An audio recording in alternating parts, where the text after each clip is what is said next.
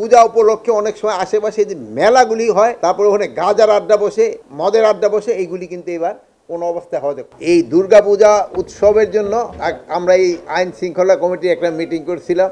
এবার আমরা ডেটটা একই রাখছি, হয়তো বারটা এক নাই। তো অন্যান্য বারের মতো এবারও আমাদের পূজাটা যেন শান্তিপূর্ণভাবে হতে পারে, এটা হলো আমাদের হিন্দু সম্প্রদায়ের সবচেয়ে বড় ধর্মীয় একটা অনুষ্ঠান। এখানে আইন শৃঙ্খলা রক্ষার্থে তাদের যে একটা বড় ভূমিকা হলো, তারাও ওই জায়গায় সবসময় পুরা সময়টা দেখার জন্য তারা দিনে 3 জন করে মনে হয়, আর রাত্রে 4 জন করে লোক 24 ঘন্টা যেন এই মণ্ডপটা একটা অবজারভেশনে থাকে, এই ব্যবস্থা থাকবে। আর আমাদের থেকে আনসারের আমার সদস্যরাও থাকবে এবং তারাও এই 24 ঘন্টা ওটা অবজার্ভ করবে যেন কোনো রকমের কোথায় সমস্যা না হয়। আমরা একটা নতুন অ্যাপসও তৈরি করে দিয়েছি এবং ওইটার মাধ্যমে যদি কোনো রকমের ঘটনা ঘটে, ওইটা সত্যতা আছে কিনা ওইটাও চেক করা যাবে এবং ওই ঘটনা যে ঘটছে ওইটা প্রতিকারও যেন সাথে সাথে নেওয়া যায়, ওইটার ব্যবস্থা করা হয়েছে। আর এই পূজা উপলক্ষে অনেক সময় আশেপাশে যে মেলাগুলি হয়, তারপরে ওখানে গাজার আড্ডা বসে,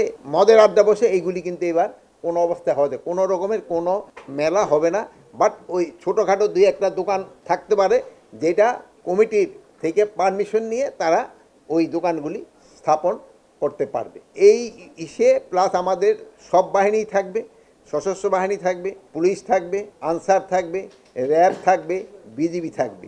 বর্ডারের পূজা মণ্ডপগুলিতে মেইন দায়িত্বটা বিজিবির উপরেই বর্তায় এবং ওখানে তো পুলিশও থাকবে, বাট বিজিবির উপরে ওইটা হলো তাদের একটু বেশি থাকতে হবে। আর আনসার সব জায়গায় থাকবে। এইটা হলো আমরা একটা লিস্টটা পেয়েছি এবং ওনাদের কাছে আমরা একটা অনুরোধ জানিয়েছি।